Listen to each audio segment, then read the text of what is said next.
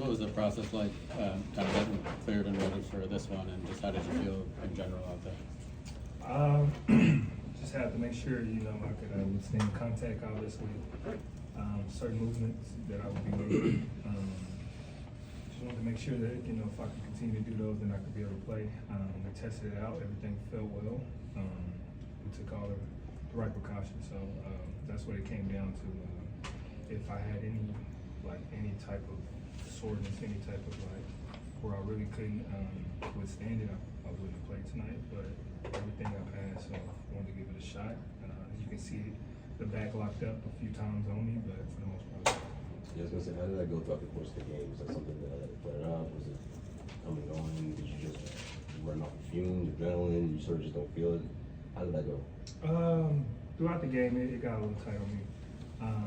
It flared up, but like I said, once I got it stretched out again and got it loose, got some heat on it, it was pretty fun. So just got to constantly, continue to check on it, continue to stay loose and not let it tighten up. And this something you did during halftime, or was it throughout the game? Throughout the game, Period. I was looking for stretching, heat packs. You see me up a lot, just trying to keep the back as loose as possible.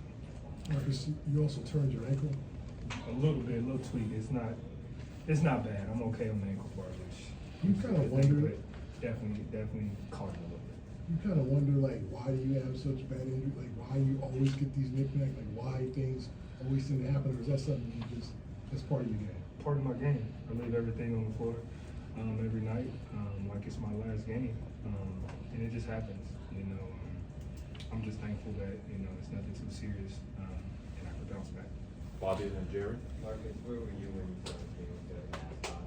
What did you see after that?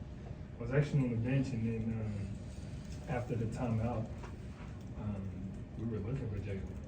Couldn't find him because he didn't have his mask on, and then where's he at? And then we see him in the corner, and he gets the ball, and then obviously he makes those plays where he's driving with force, and he throws it off the glass a couple times and makes some great plays, and we just knew at that moment, it was a different JB, and he's gonna carry us and bring us home. I saw you kind of had like a little exchanges in the second quarter. You really kind of pressed something to him, and then you threw your phone and got fouled. What happened there in that sequence?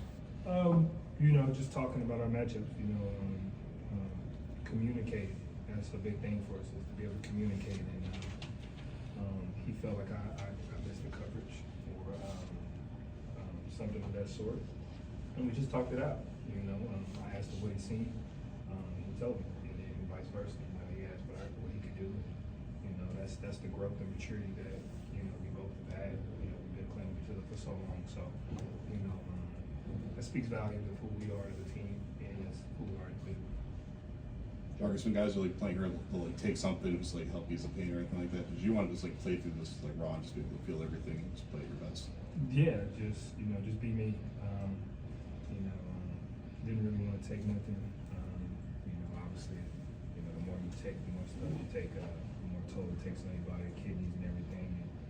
And I'm not getting any younger, so I'm trying to just keep my body right as possible. Hey Marcus, you guys had your heart broke in a sense last year in the finals. What are you taking away from last year's playoffs and bringing it into this year's playoffs to make sure kind of that doesn't happen again? That this could possibly be our last chance having this opportunity. Last year taught us that you don't get blessed or lucky too many times, and you got to grab it and take full advantage of it, and don't leave anything on the court. Jaren. Oh, yeah, we're happy. Marcus, things got kind of chaotic in the second quarter and then again in the fourth, and you were the guy, a voice of reason, kind of bringing guys in, JB, giving him some confidence as well. What message were you trying to send, and how were you able to maintain that voice tonight? Just constantly telling him, we need him to be who he is, and that's one of the best players in this game today. And when he has that mindset, it's hard for anybody to guard him. And we just wanted to give him that confidence. He's earned it, he deserved it. And when he's playing with that type of attitude, we're a totally different team. And I'm just trying to keep my emotions under control as much as possible. That way, sword and run around my chicken with my head cut off. Everybody else starts to do the same. And so just really trying to work on that and making sure to keep my guys under control in the right time, emotionally.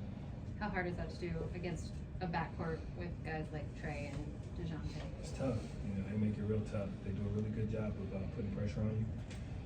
And, you know, it's a good challenge for us. It's something that we needed, and it's going to help us in the long run. Did anything happen at the end with DJ? No. One more actually.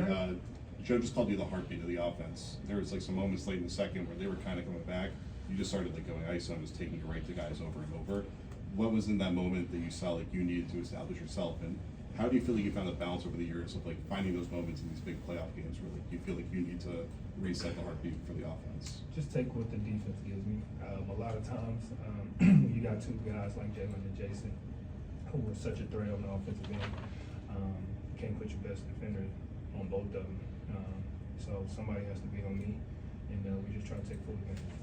Final question, is Yeah, I'll tell them. Just hold the mic. Did you say again that you didn't even, when he took off the mask, it was, you know, hard to recognize him? You hadn't seen that in so long in a game? Yeah, it's been a minute since we've seen JB without his mask on the court playing. So,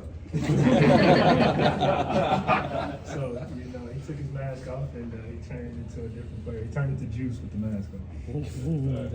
Thank you, Marcus.